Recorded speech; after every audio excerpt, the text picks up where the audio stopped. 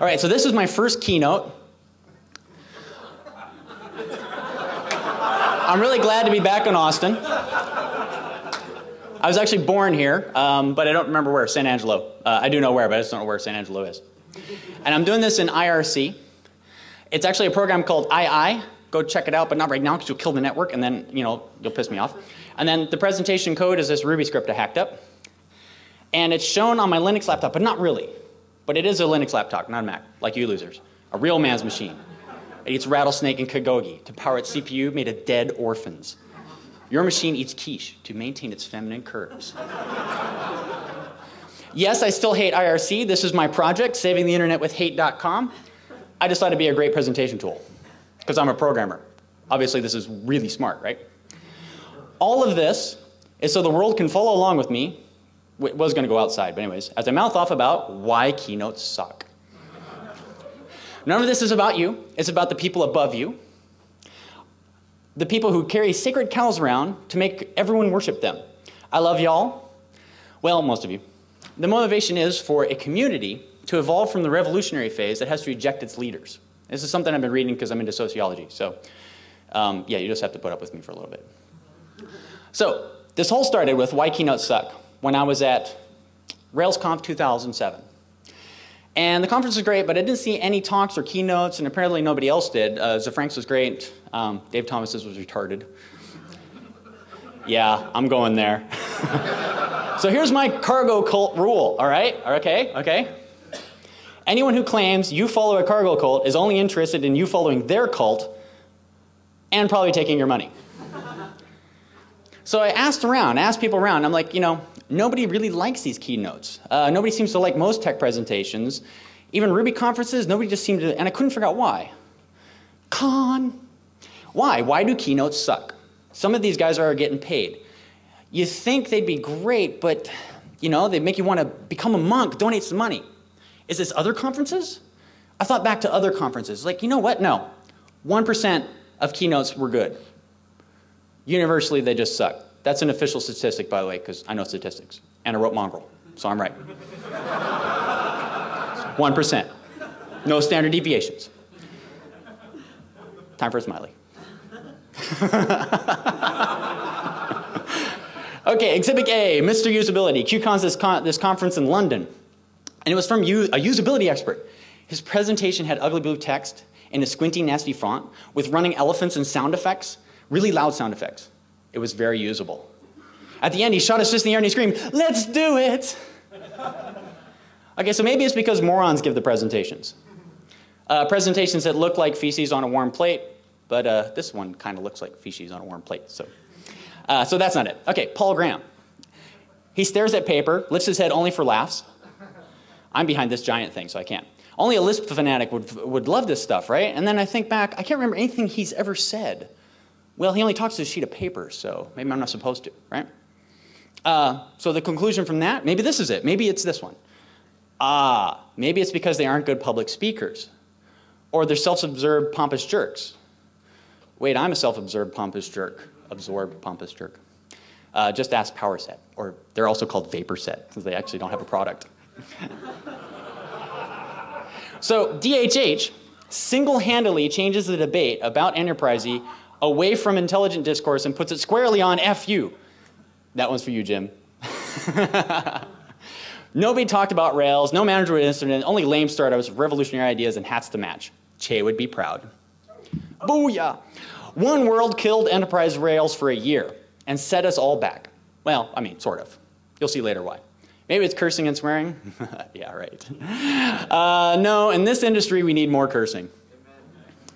Right, cursing vendors who shove their nasty products on us by taking our boss out for steak and strippers. If not that, then what? What makes keynotes bad? And it's not all of them, but most of them. So my next exhibit.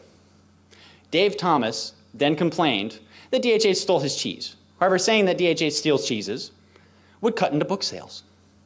So we heard instead about how we should be nice to the enterprise and put up with the sales guys and their steaks and their strippers and their stupid managers and help Java people who love their EJB by giving them enterprise Ruby. There's gold in their codes. So profound, Dave. Oh, so profound. The conclusion? Eventually. Maybe it's time constraints. You only have 40 to 60 minutes. You have to be profound, or whatever it's called. Or use the tomato method, whatever, tomatito. That's a lot of one-word slides. You can't be profound. Best you can do is be obnoxious, and the crowd will eat it up, like pre-industrial feudal slaves. Wait a minute, I'm onto something there. What if it's us? No, seriously. No, put the knife down, man. I expect you to have a knife. Really, what if the reason keynotes suck is because we let them suck? If the people giving keynotes, people like me, and are the top of the industry, and most keynotes are bad, then maybe the problem is us. Maybe none of this will improve until we all understand how it is perpetuated, and we start to do something. But what? What can we do? So here's my little theory about why the industry kind of sucks because of us. Lemons and revolution. Here's some ideas about the Industrial Revolution and lemons. An attempt at explaining how it perpetuates over and over this cycle of bad technology, con artist salesmen, pundit book authors, and bad programmers. It's going to blow your mind. I think it's a combination of a missing Industrial Revolution and an existing lemon law. Effect. I missed that word. Industrial Revolution? How many people think I'm totally crazy right now? All right, crazy is what I'm for. You notice how we pour tech onto all our problems, like solve on a leper's leg, and nothing improves. It goes nowhere. I still see idiotic code, horrible designs, and I still deal with complexity every day. No tech helps. Fred Brooks bemoaned that tech won't help, that we're doomed. No single solution will do anything. No silver bullet. No silver bullet. You guys don't even listen to that, right? Yeah. Fred was kind of right, but for the wrong reasons. The belief was that the Industrial Revolution happened because of technology. Finally, we had the car. Thanks, Ford.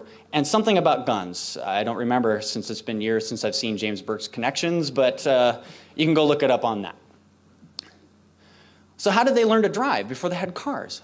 Now, what if it wasn't the tech? What if it was changes in the people, bigger brains, more reading, better food and clothing, and jobs, and the introduction to democracy with public schooling? What if, after all that indirect and direct self-improvement, people were finally ready for all this technology?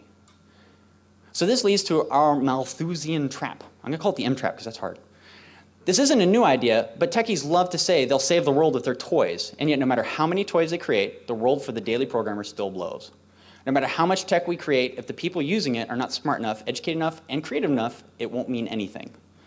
The Malthusian trap, crisis, dilemma, is that no matter how much technology you have, at a certain level, the inefficiency of production is so great, you can't feed the world. Or something like that. Wikipedia has a better article. For us, I'm translating it to mean that no matter how great are your tech, if the people who use it suck, it won't help at all. Fred was right that no silver bullet is available, but that's because most programmers wouldn't recognize it if they're being chased by a gang of werewolves. And keynotes? People who are starving will search for any way to eat. Professional keynoters are just answering this call for more information. Oh, anything to help. Offer up some patterns, a new language, some theory on extreme ninja scrum programming, and you're golden. We eat it up because nothing seems to help us do our jobs more efficiently. This is really annoying, huh? 2 steps forward, 1 step back. Windows! We'll be stuck here until programmers stop looking outside themselves and start evaluating how they can be more efficient with personal introspection and honest evaluation. I'm a great programmer! Which brings me to the law of lemons. You are a product just like keynoters are a product. Your manager buys you, but he doesn't have the skills to evaluate you. He got an MBA. That means he can run an assembly line. You are not a widget. His education is about 30 years old and isn't improving.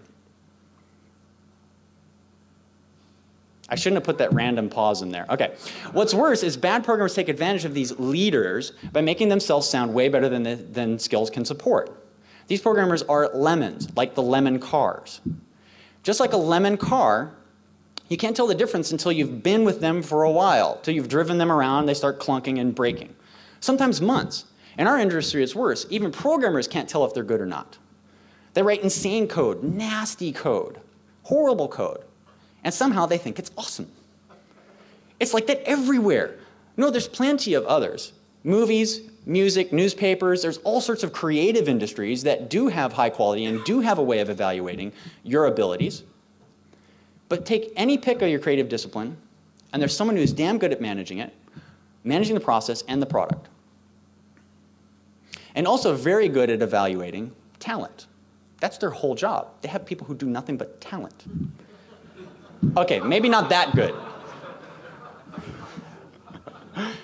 Smiley! Can I get a smiley? Huh? Woo! All right. So how does this relate to keynotes?